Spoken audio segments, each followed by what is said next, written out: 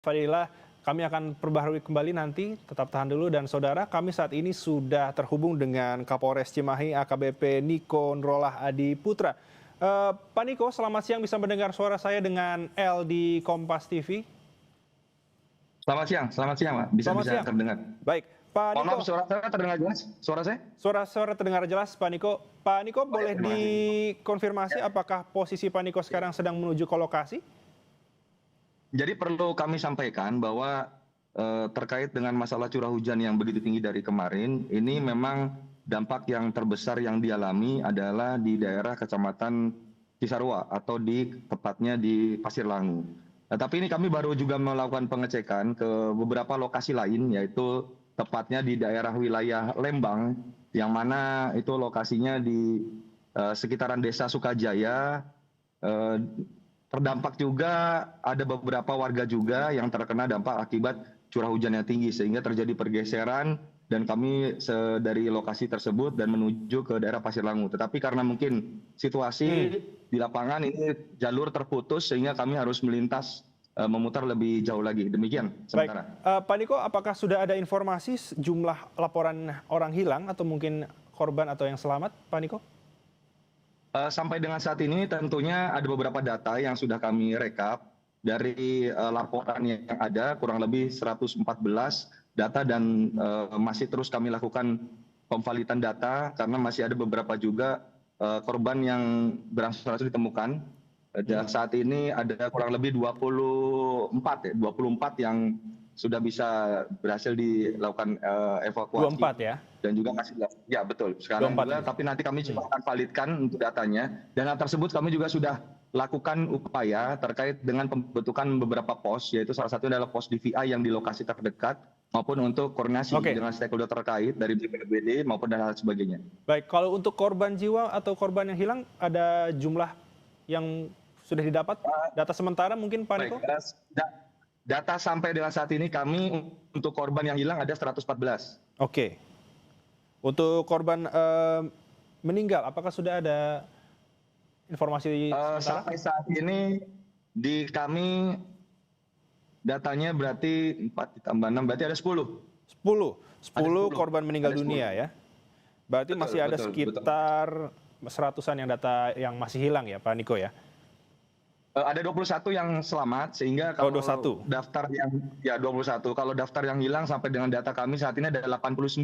89 data hilang. Oke, baik.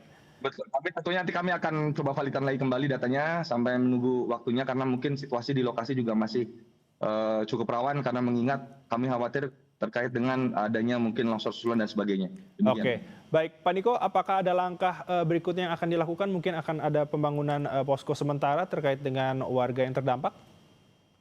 Ya, kalau posko sudah kami bangun seketika itu dengan koordinasi juga dari pihak Polda Jawa Barat, sudah menurunkan tim, baik dari rekan-rekan juga dari DVI sudah membuatkan pos di lokasi tersebut. Kemudian juga sudah berkoordinasi untuk rumah detensi, sehingga tempat evakuasi dari beberapa korban yang berhasil kami lakukan penyelamatan. Kemudian juga terkait dengan masalah upaya untuk memberikan jalur atau pengamanan di lokasi tersebut, mengingat dampak bahayanya bila mana terjadi longsor susulan. Demikian. Baik, untuk Pak Niko terkait dengan korban yang hilang, ini untuk evakuasinya akan dilakukan bagaimana Bapak? Apakah akan berjalan secara maksimal? Ada berapa orang yang akan dikerahkan untuk melakukan evakuasi? Baik, saat ini kami terus melakukan koordinasi dengan BPBD maupun dari stakeholder terkait, dan kami sudah koordinasi juga dari Polda Jawa Barat untuk bisa menurunkan tim yang untuk segera melakukan evakuasi di lokasi tersebut, mengingat lokasi titik Cisarua ini besar, walaupun ada juga di lokasi Lembang yang melakukan pergeseran tanah kurang lebih ada 12 rumah dan dilakukan juga evakuasi. Tentunya kita akan melaksanakan evakuasi secara maksimal sehingga bisa dilakukan hari ini atau mungkin beberapa waktu ke depan. Demikian.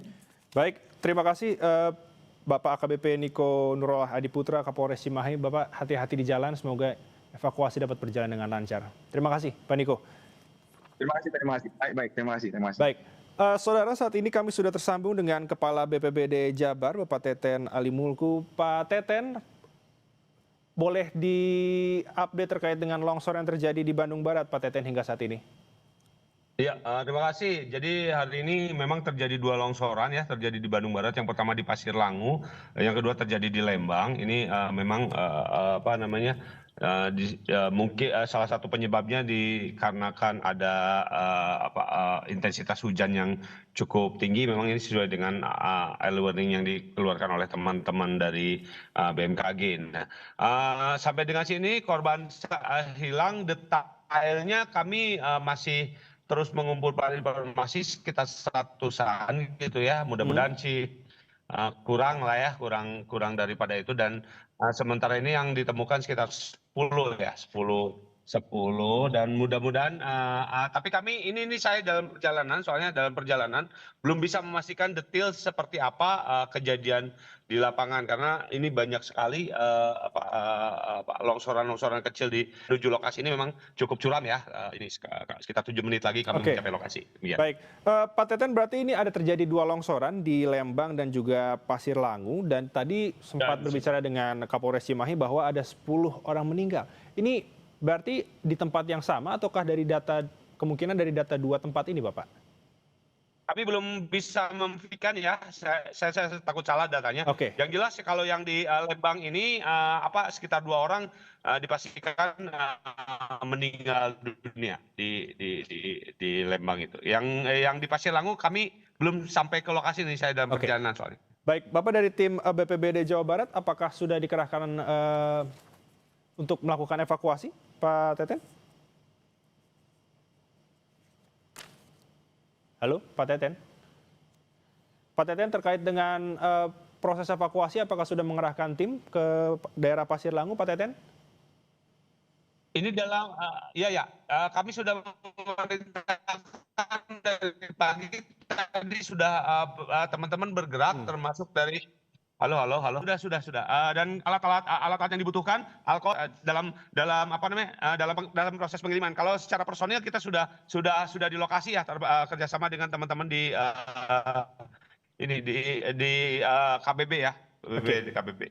baik. Pak Teten, sebenarnya kalau bicara mengenai kondisi wilayah di Pasir Langu, Pak Teten, apakah memang di Pasir Langu ini rawan terjadi longsor, Pak Teten?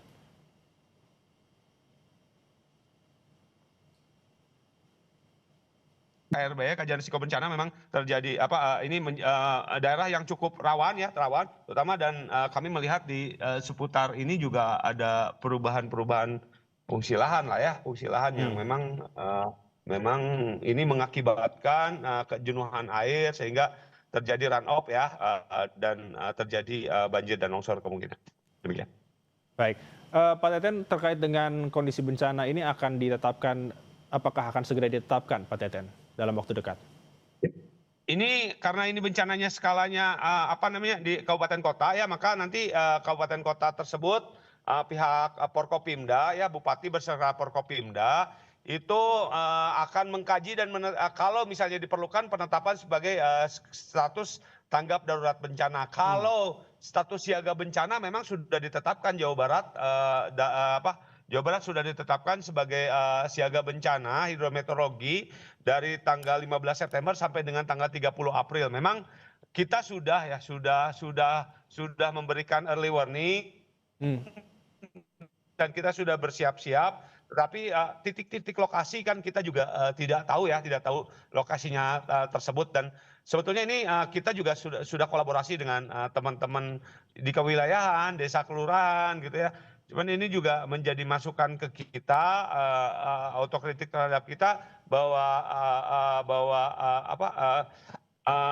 pemberian informasi kemudian ini harus terus diulang. Kalau sekali dua kali ternyata memang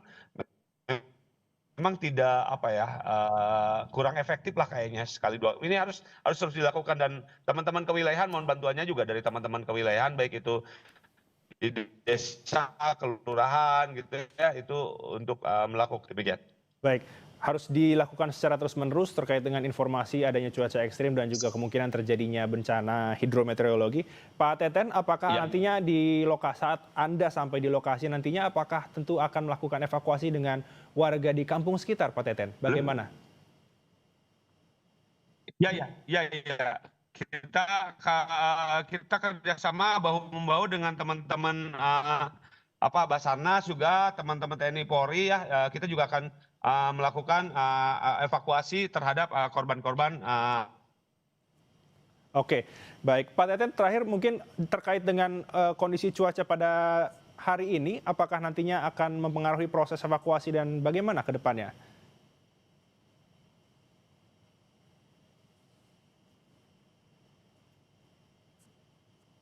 Halo, Pak Teten.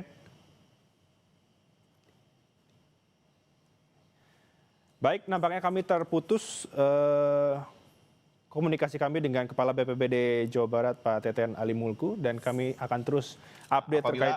Apabila Baik. ya. Ya. Halo. Halo, Pak Teten. Ya, silakan Pak Teten.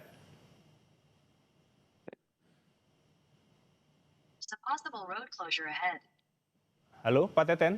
Halo. Ya, Pak Teten. Ya. Bagaimana dengan kondisi cuaca pada hari ini? Apakah nanti akan mempengaruhi? Sinyalnya lup-lup soalnya. Oke, baik. Pak Teten, apakah terkait dengan cuaca? Tentunya mempengaruhi, tetapi kami tetap mengutamakan keselamatan petugas ya dalam melakukan evakuasi. Oke. Ya, mengutamakan keselamatan petugas karena bagaimanapun juga yang mereka-mereka yang bertugas juga harus mengutamakan keselamatan mereka. Demikian. Baik. Terima kasih informasinya, tentu kami akan menunggu terkait dengan kondisi terbaru dan juga update terkini terkait dengan pencarian dan juga evakuasi Pak Teten. Terima kasih sekali lagi Kepala BPBD Jawa Barat Teten Ali Mulkus. Hati-hati di jalan Bapak. Ya, mohon mangga nuhun. Nuhun, Bapak. Baik, saudara, sekali lagi kami informasikan bahwa telah terjadi bencana tanah longsor di Kampung Babakan RT 05 RW 11, Kelurahan Pasir Kuning, Desa Pasir Langu, Kecamatan Cisarua, Kabupaten Bandung Barat, Jawa Barat, di mana tadi disebutkan oleh Kepala BPBD Jawa Barat Teten Ali Mulku, ini terjadi dua longsoran di dua tempat berbeda, saudara. Ada di Lembang dan Pasir Langu seperti yang saya infokan tadi. Dan dari informasi yang kami dapat sementara dari Kepala BPBD Jabar Teten Ali Mulku, untuk di Lembang ini sudah ada 2 korban meninggal, saudara. Dan saat ini, saudara, kami masih tersambung dengan Pak Yayat Supriyatna, Bapak Yayat Supriyatna sebagai pengamat tata kota Universitas Trisakti. Pak Yayat, diinformasikan tadi berbicara dengan Pak Teten Ali Mulku, Kepala BPBD Jabar, betul adanya memang ini daerah yang rawan terjadi tanah longsor dan sudah ada alih fungsi lahan. Pak Yayat, berarti memang betul memang adanya bahwa tidak melihat kondisi dari lereng tersebut, tapi dijadikan tempat untuk berkebun. Tadi kalau dikatakan oleh jurnalis Kompas TV, Pak Yayat, bagaimana melihatnya? Ya, ini menarik ya. Pertama, daerah Cisarua dan Lembang itu kan selain destinasi wisata juga menjadi zona areal pertanian tanaman pangan. Pasir Langu saya masih ingat lah, dulu saya pernah ke Pasir Langu, saya pernah ada kegiatan di sana gitu. Mengingat wilayah ini merupakan zona wilayah tanaman pangan dan kita ketahui ada kasus namanya supply dan demand gitu. Ketika permintaan pasar ya tentang produk-produk pertanian makin meningkat, itu kan akhirnya ketika intensifikasi tidak mampu, artinya dengan misalnya dengan membuat rumah-rumah kaca untuk tidak melakukan ekstensifikasi, meluaskan areal pertanian, itu otomatis ketika demand meningkat, proses ekstensifikasi ya alih fungsi lahan untuk memperluas areal pertanian itu pasti akan terjadi. Jadi otomatis melihat wilayahnya subur, tanahnya juga bagus untuk tanaman pangan, kemudian juga demand permintaan pasarnya tinggi. Nah, ini kan mau tidak mau akan menggerakkan masyarakat untuk meningkatkan kapasitas produksinya gitu. Nah, sekarang pertanyaannya, apakah peningkatan itu dengan cara intensifikasinya atau dengan cara ekstensifikasinya? Dan wilayah ini kan seperti saya katakan tadi adalah wilayah perbukitan ya.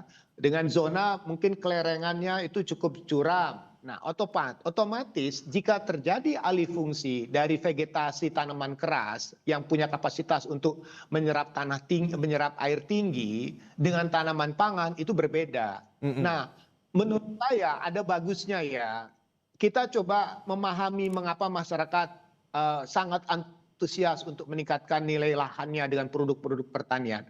Tetapi yang kurangnya adalah tentang pengawasan dalam konteks di lapangannya gitu. Artinya begini, harusnya ada pemetaan mana zona yang perlu kita pertahankan, mana zona yang bisa kita tingkatkan produktivitasnya. Nah, kalau melihat dari secara kultural, memang masyarakat atau saudara-saudara kita yang ada di Lembang, di Cisarua, Pasir Langu dan sebagainya itu memang dari dulu riwayatnya adalah petani-petani di sektor tanaman pangan.